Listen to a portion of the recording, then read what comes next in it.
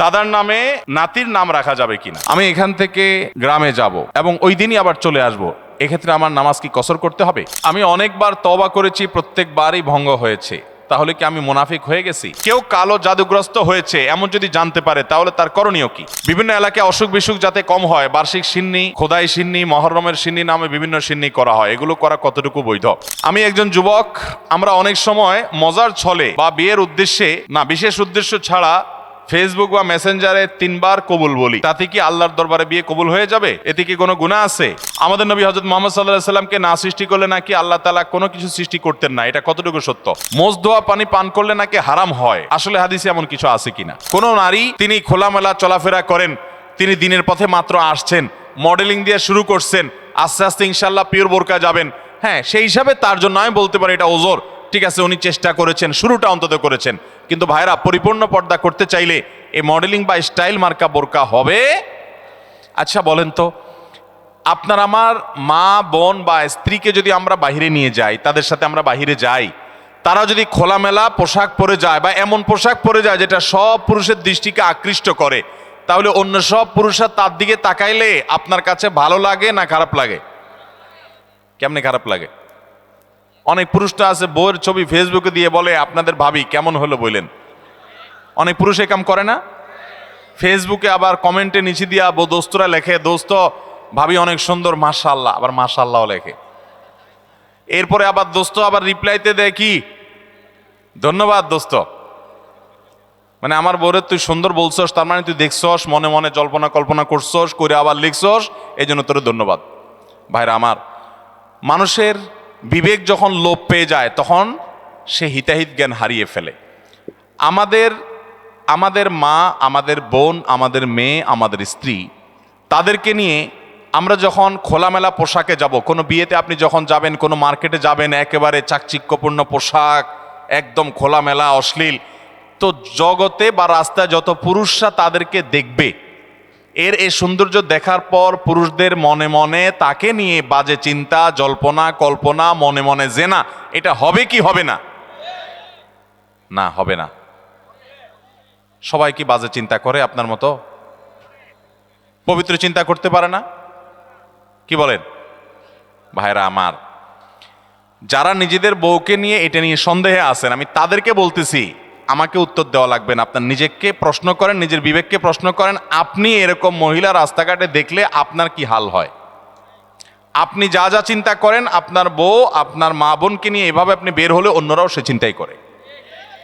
আল্লাহ আমাদের বিবেকটাকে খোলার তৌফিক দান করুন। আমি মিডল ইস্টে, বিশেষ করে সৌদি আরবে অনেক মানুষ দেখছি, দিনদারির নামগন্ধ নেয়, টাকার নিচে সে জুব্বা পরে, হারাম কাজ করে, বিড়ি খায়, সিগারেট খায়, 2 নম্বরই করে, মানে মুসলমান হিসেবে কোনো ভালো মুসলমান না। কিন্তু গল্লির ঠাওয়ার ঠিক আছে, জায়গা মতো সে একেবারে সুসের মতো সোজা, বইয়ের ব্যাপারে পরিপূর্ণ পর্দা মেনটেন করে, কোনো রাষ্ট্রীয় নির্দেশের কারণে না। বেশিরভাগ পুরুষরা এটা করে এই জন্য, কারণ সে জানে তো সে নিজে অন্যের মেয়েকে খোলামেলা দেখলে কি জল্পনা কল্পনা তার মনে আসে সে জানে, অতএব তার স্ত্রীকে নিয়ে গেলে অন্যরা কি জল্পনা করবে সে জানে, এই জন্য তার আত্মসম্মান বোধের জায়গা থেকে সেটা করে।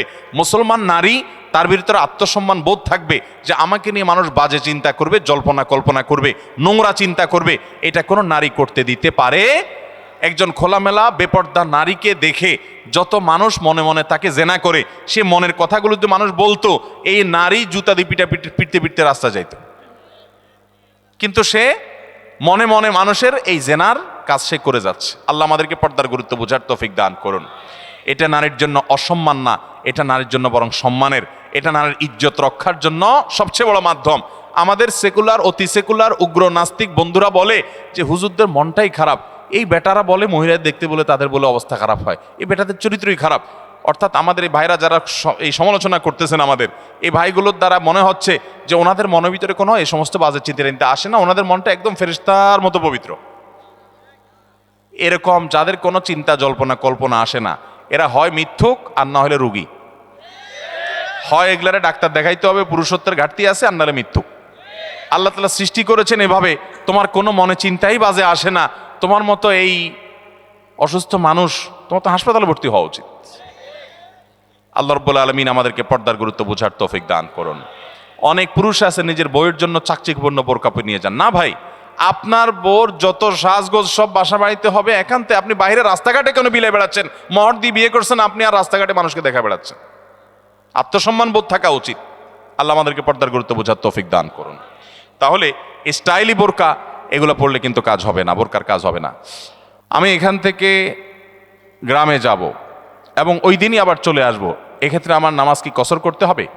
দেখুন, গ্রামে আমরা প্রত্যেকে যার যার বাড়িতে যখন যাব, সেটা আমাদের মূল ঠিকানা, আসল ঠিকানা হলে সেখানে আমি 1 ঘন্টার জন্য যদি যাই, নামাজ আমাকে পুরো পড়তে হবে। নিজের স্থায়ী ঠিকানাতে কখনো কসর হয়? পথে কসর হবে। বাড়িতে যখন চলে গেছেন, আপনার বাড়ি কুমিল্লাতে, আপনার বাড়ি চট্টগ্রামে, আপনার বাড়ি বগুড়াতে বা খুলনাতে বা সিলেটে, আপনার বাড়ি যেখানেই হোক না কেন, যখন সফরের দূরত্ব হবে, নিজের স্থায়ী ঠিকানায় 1 ঘন্টার জন্য যদি যান, সেখানে পুরো নামাজ পড়তে হবে, কসর চলবে। কিন্তু কিছু লোক আছে, গ্রামে বাড়ি আছে ঠিক আছে, কিন্তু তাদের গ্রামের বাড়ি এখন আর স্থায়ী ঠিকানা না। ধরুন আপনি ঢাকা শহরে বাড়ি কিনছেন বা ফ্ল্যাট কিনছেন, পাসপোর্টে, এনআইডিতে, সরকারি সব কাগজে পত্রে ঠিকানাতে আপনি স্থায়ী ঠিকানাও এটা, বর্তমান ঠিকানাও এটা। গ্রামের বাড়ি আছে কিন্তু ওটা আপনার স্থায়ীও না, বর্তমান ঠিকানাও না, জাস্ট বেড়াইতে যান, ভাই বেড়াদাররা আছে, অন্যরা আছে, তাহলে ওইটাতে আপনি গেস্ট, সেখানে আপনি কসর পড়বেন। এবং এটা আপনার স্থায়ী এবং বর্তমান ঠিকানা হলে, অনেকে আছে বাড়িতে জমি জমা আছে, শুধুমাত্র থাকার ঘর বাড়িও নাই এবং ভাগযোগ হয়ে গেছে, সে শুধু গেস্ট হিসেবে যায়, ভাইদের মেহমান হয়ে যায়, তাহলে সে কসর পড়বে। আর না হলে স্থায়ী ঠিকানায় গেলে 1 ঘন্টার জন্য সে কি করতে হবে? পুরো নামাজ পড়তে হবে, যদি স্থায়ী ঠিকানা হয় তার গ্রাম। এরপরে প্রশ্ন হলো, আমি অনেকবার তওবা করেছি, প্রত্যেকবারই ভঙ্গ হয়েছে, তাহলে কি আমি মুনাফিক হয়ে গেছি? না ভাই, তওবা হওয়ার পর তওবা ভেঙে যাওয়াটা অস্বাভাবিক নয়। আপনারা খুশি হবেন শুনে, আমাদের রব আল্লাহ রাব্বুল আলামিনের একটা গুণবাচক নাম হলো তাওয়াব। কি নাম ভাই? তাওয়াবের মানে জানেন? আল্লাহু আকবার। রিপিটেডলি, বারবার যিনি বান্দার তওবা কবুল করেন। এই জন্য ভাই, একবার গুনাহ হয়ে গেছে, আল্লাহর কাছে তওবা করেছেন, চেষ্টা করছেন যে আর যেন না হয়, কিন্তু আবার শয়তান কাত করে ফেলে দিয়েছে, আবারও তওবা করে ফেলবেন এবং দুর্বল হবেন না। এখানে ইবলিস আপনাকে বলবে, তুই এতবার একই কাজ করে তওবা করছস আল্লাহর কাছে, আবার কোন মুখে তওবা করবি? থাক, বাদ দে।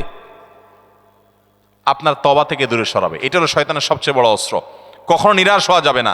তওবা আগের বারের চাইতে পরের বারটা আরো স্ট্রং করবেন, যে ঠিক আছে আগের বারটা তওবা আমি দুর্বল ছিল, এটাকে আরো স্ট্রং করব, চেষ্টা করবো না ইনশাআল্লাহ।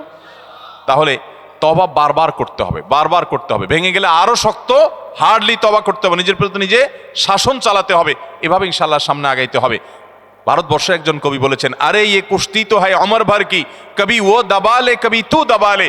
ইবলিসের সাথে তোমার এই লড়াই তো সারা জীবনের।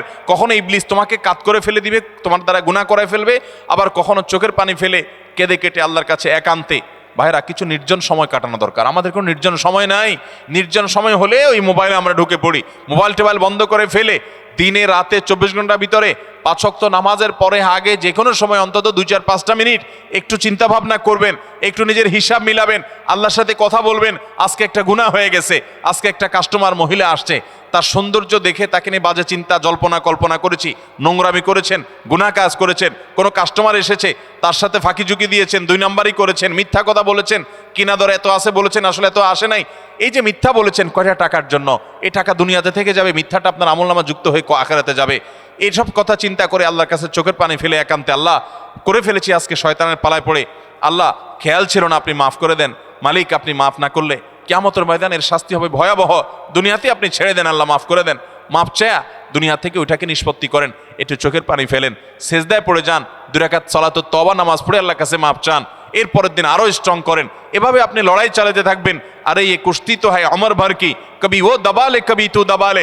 শয়তান গুনাহ কমা আপনার দ্বারা করায়া সে জিতে যাবে, আর আপনি তওবা করে চোখের পানি ফেলে গুনাহ মাফ করিয়ে তারপরে আপনি শয়তানের উপরে জিতে যাবেন। তওবা করতে থাকবো তো ইনশাআল্লাহ।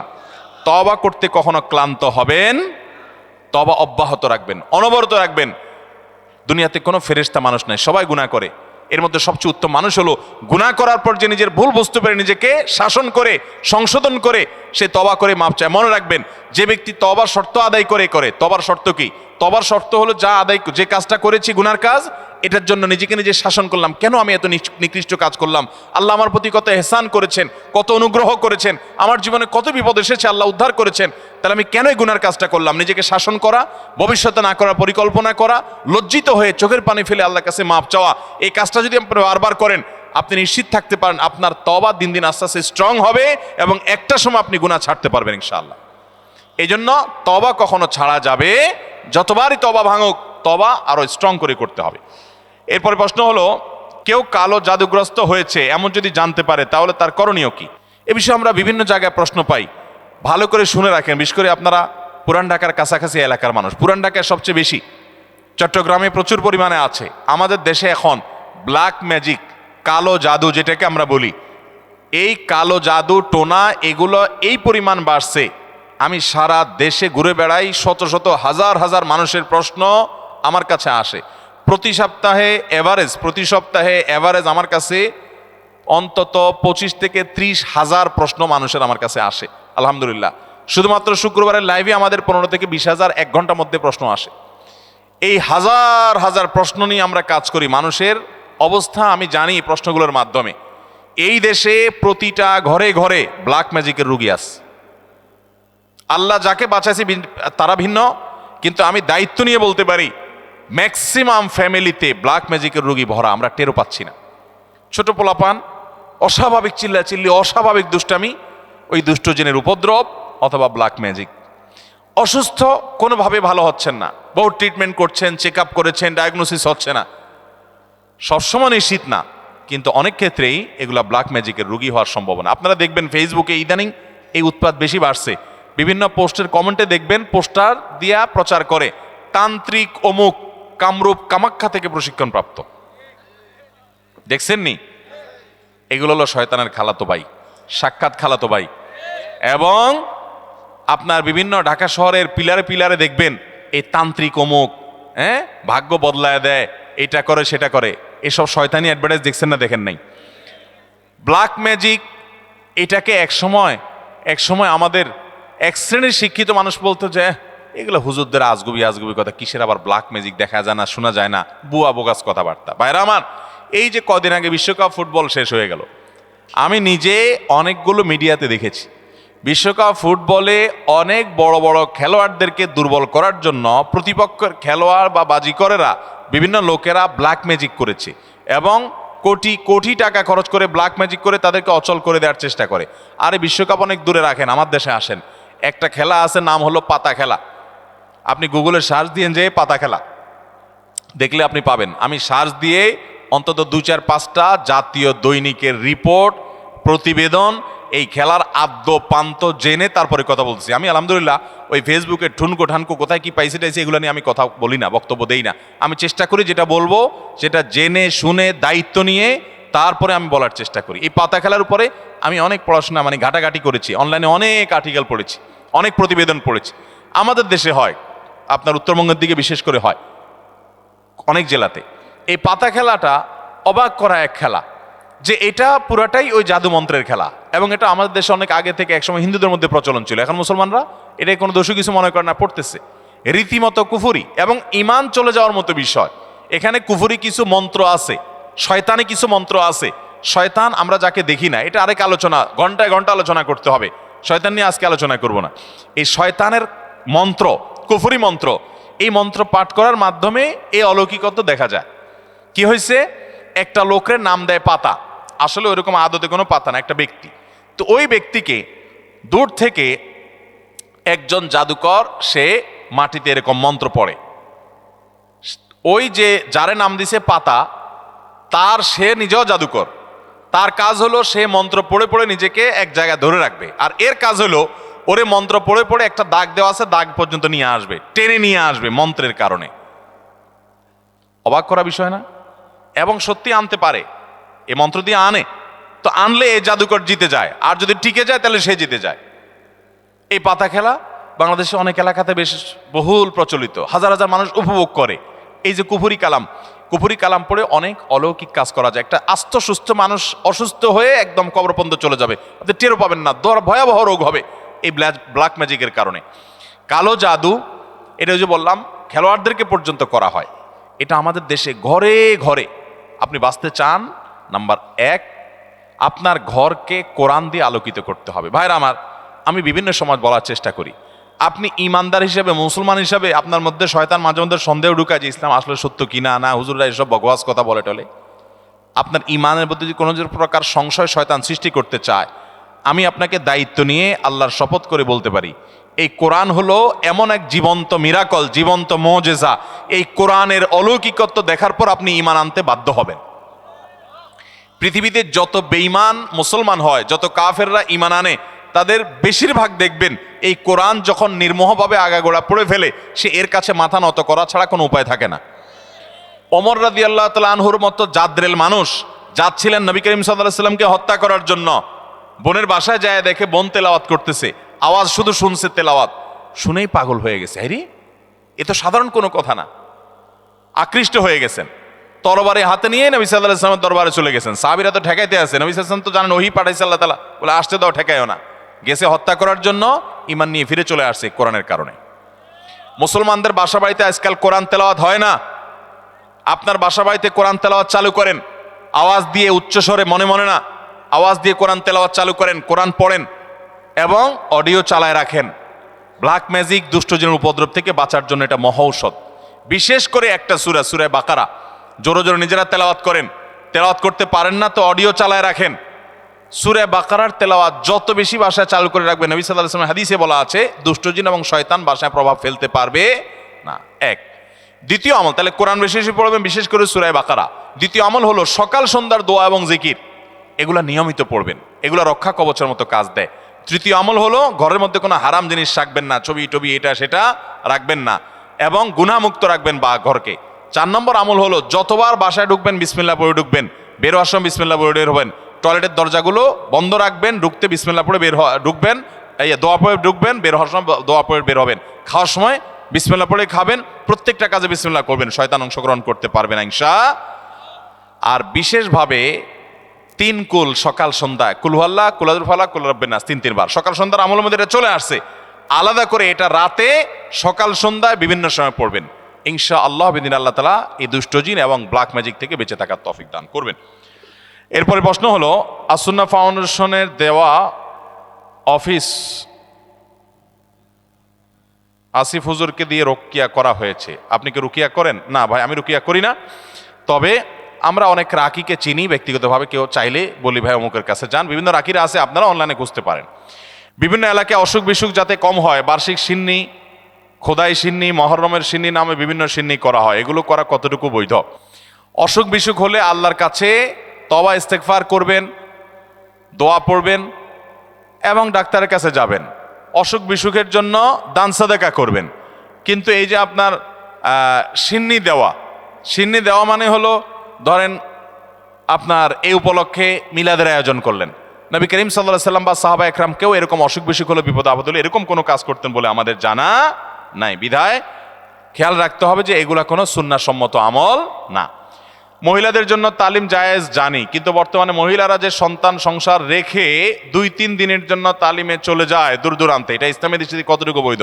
এটা সম্পূর্ণ অবৈধ কাজ। অনেক জেলাতে আছে মহিলারা স্বামীর সংসার রেখে অনেক দূরে চলে যায় আরেক জেলাতে, এবং এইসব তালিমের জন্য মহিলাদেরকে যারা ফুসলায়, সংসার রেখে ছেলে মেয়ে রেখে চলে যায়, তারা বলে আরে আল্লাহর নির্দেশ বড় না স্বামীর নির্দেশ বড়, রাখো তোমার স্বামীর নির্দেশ মানা লাগবে না। তো আল্লাহ কি তোমার আরেক জেলা যাওয়ার নির্দেশ করছে? কোথায় কোরআনে বলছে যে অমুক জেলা যাও? এগুলো সব শয়তানের বুঝ।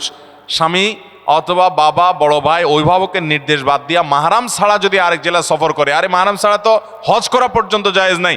এক সাহাবী জিহাদে যাবে নবী সাল্লাল্লাহু আলাইহি সাল্লামের সাথে, নবী সাল্লাল্লাহু আলাইহি সাল্লাম যখন শুনছেন ওনার স্ত্রী হজ করতে যাবে, বলছেন যে তোমার জিহাদে যাওয়া লাগবে না, যাও তোমার স্ত্রীর সঙ্গ দাও, কারণ তার সফরে মাহরাম হিসাবে তুমি তার সাথে থাকতে হবে।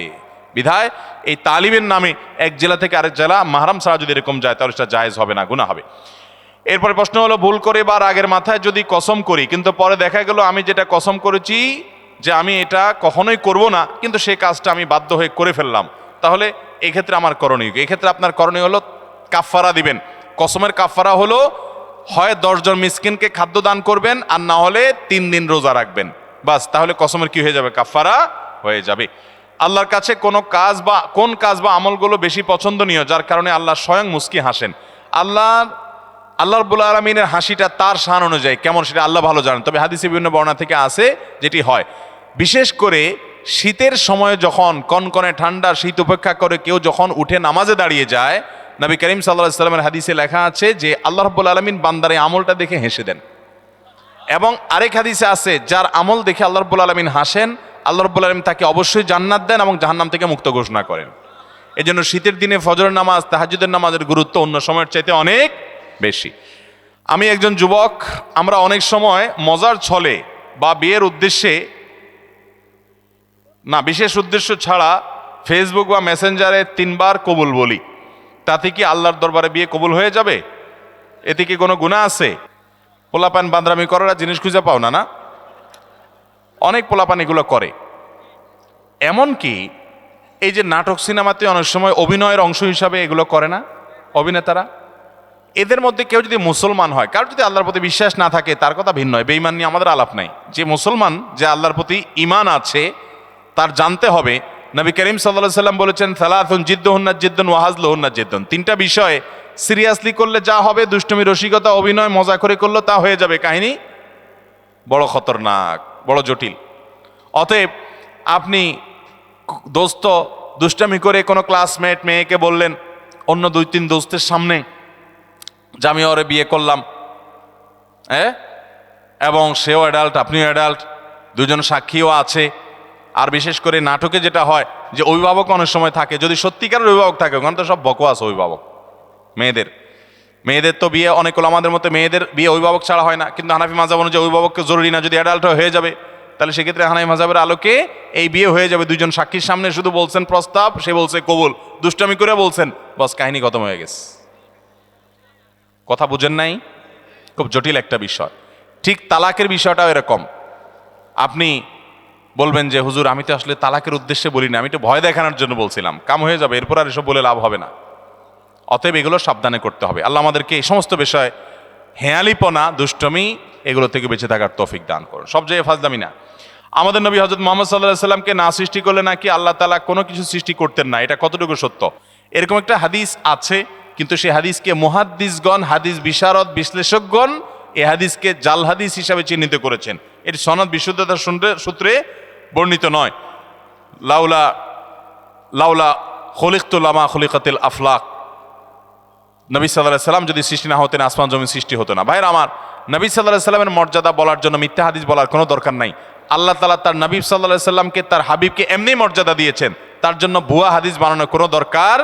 তিনি সকল নবী রাসূলদের মধ্যে শ্রেষ্ঠ, তাকে আল্লাহ মেরাজে ডেকে নিয়ে সম্মানিত করেছেন, তাকে আল্লাহ তাআলা কিয়ামতের ময়দানে হাউজে কাউসার দান করবেন, তার শাফাআত হবে সবচেয়ে বড় শাফাআত, শাফাআতে কুবরা। তাকে আল্লাহ তাআলা কত মর্যাদা দিয়েছেন। অতএব ভুয়া ভিত্তিহীন হাদিস বলার দরকার নেই। বুখারীর হাদিসে আসছে, তিনি বলেছেন লা তুতরুনি কামা আতরাতিন নাসারা ইবনে মারইয়াম। খ্রিস্টানরা ঈসা আলাইহিস সালামের মর্যাদা বেশি বলতে গিয়ে ওনাকে আল্লাহর সন্তান বানায়া ঈমান হারা হয়ে গেছে। তোমরা আমার মর্যাদা বলতে গিয়ে এরকম সীমা লঙ্ঘন করবা না। এরপরে প্রশ্ন হলো, মোজ ধোয়া পানি পান করলে নাকি হারাম হয়, আসলে হাদিসে এমন কিছু আছে কিনা? মোজ ধোয়া পানি খেলে বা মোজ লাগলে কোনো কিছু খেতে গেলে সেটা হারাম বলে হয়। হারাম তো পরের কথা, অনেকে বলে মাকরু, হারামও হবে না মাকরুও হবে না। কারণ মোজ যদি থাকে আর পানি যদি আপনি খেতে যান তো একটু আধটু লাগবেই লাগবে, যত ছোট থাকুক একটু হইলেও লাগবে।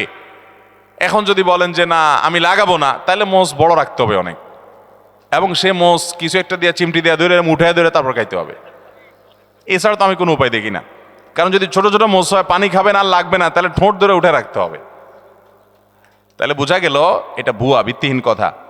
মোষ যদি লেগে যায় ইচ্ছাকৃত, তো মোষ ধোয়া পানি, মোষ ধোয়া খানা, মোষে লাগলে সেটা খাবেন না আপনি। কারণ হলো সেটা তো আর পরিষ্কার করে হওয়ার সময় জীবাণু থাকতে পারে, ধুলাবালি থাকতে পারে। ইচ্ছাকৃত এটা করেও না কেউ, কিন্তু অনিচ্ছাকৃত যেটুকু লেগে যায় এটার কারণে হারাম তো দূরের কথা, মাকরু হবে না। এটা ভিত্তিহীন কথা। কথা বুঝাতে পারছি? কোন মদ করে বলে শুনছে এই ফতোয়া যে মোজ ধোয়া পানি খাইলে গুনাহ হয়, মাকরু হয়।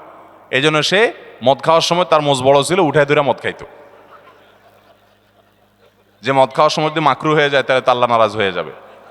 এই জন্য সে মোজ উঠায় নাকি মদ খাইতো। আল্লাহ জানে সত্য না মিথ্যা, ঘটনা শুনছি আমরা অনেক ছোটবেলা থেকে।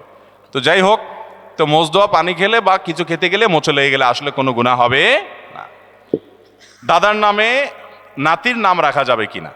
দাদার নামে নাতির নাম তো পরের কথা। বাপের নামেও পোলার নাম রাখা যাবে, কোনো অসুবিধা নাই। আমাদের দেশে সবাই ইউনিক নাম খোঁজে, ইউনিক, টল্টু, বল্টু, নান্টু, পিন্টু, গিন্টু, গেংটু, কি আজিব আজিব নাম খোঁজে সব। আরে ভাই, সবাই বলে ইউনিক নাম লাগবে, আনকমন না লাগবে কেন? আপনাকে আনকমন নাম লাগবে কেন?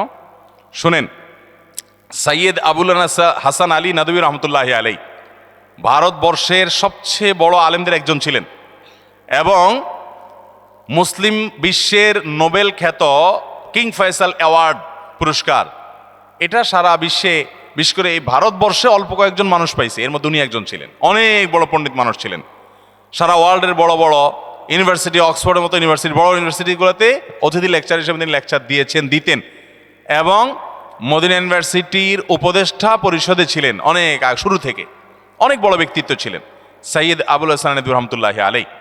এ আল্লাহর বান্দা, তার পরিবারে কয়েকজন বাচ্চার নাম, কয়েক ভাই, একই ফ্যামিলিতে কয়েকটা ছেলে হয়েছে, সবগুলোর নাম রাখছে মোহাম্মদ। তাহলে একটা মুসিবত না? 4 ভাইয়ের নাম যদি মোহাম্মদ হয়, কোন মোহাম্মদ ডাক দিলে কোন মোহাম্মদ আসবে? এই জন্য পার্থক্য করার জন্য নাম দিছে মোহাম্মদ আউয়াল, মোহাম্মদ সানি, মোহাম্মদ সালেস, মোহাম্মদ রাবে। অর্থাৎ মোহাম্মদ ফার্স্ট, মোহাম্মদ সেকেন্ড, প্রথম মোহাম্মদ, দ্বিতীয় মোহাম্মদ, তৃতীয় মোহাম্মদ। তৃতীয় মোহাম্মদ বললে একজন আসে, চৌথ মোহাম্মদ আসলে আরেকজন আসে।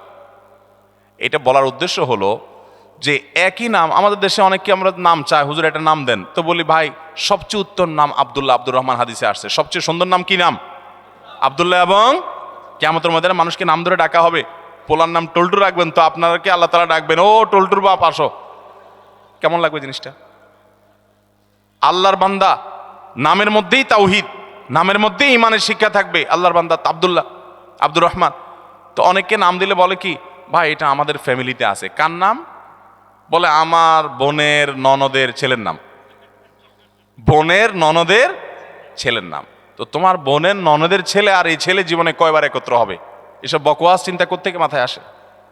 এমনকি কাছাকাছি ফ্যামিলি থাকলে অসুবিধা নেই, ভালো নামগুলো দেখে দেখে রাখতে হবে। যাই হোক, বাপের নাম এবং ছেলের নাম পর্যন্ত আরবে অনেক দেশে এক নাম আছে। তো দাদার নামে নাতির নাম রাখাতে কোনো অসুবিধা, আবার মেয়ের নাম মায়ের নামে রাখতেও কোনো অসুবিধা। অনেকে রাখে না, এটাকে ভিন্ন চিন্তায়। সেটা হলো যে মেয়েকে নাম ধরে ডেকে, কথার কথা মায়ের নাম ফাতেমা, এখন মেয়ের নামও যদি আমি ফাতেমা রাখি, তাহলে একসময় বলবো ফাতেমা এদিকে কেন করছিস বেয়াদব ফাতেমা কোথাকার, তখন মার প্রতি অসম্মান হয় কিনা। এরকম ভক্তি কোথায় চলে গেছে চিন্তা করছেন? এটা বলে অতিরিক্ত সতর্ক থাকা। ওই যে একটা গল্প শুনছিলাম একবার, যে এক লোক সেলাই করতেছে, জামা কাপড় কিছু একটা সুই দিয়ে সেলাই করতেছে। তো এরকম সে নিচে সেলাই করতেছে, জানে সেলাইয়ের দোকান আছে, কেউ সেলাই করে। আরেকজন দোতলায় শুয়ে রয়েছে, তো দোতলায় সে ফ্লোরে শুয়ে রয়েছে, তো একটু পরপর সে মাথা উঠে ফেলা এরকম। তো আরেকজন বলে এরকম কেন করো? বলো যে নিচে সেলাই করতেছে এরকম করে, সতর্কতার মাইন নেই, যদি মাথা লেগে যায়।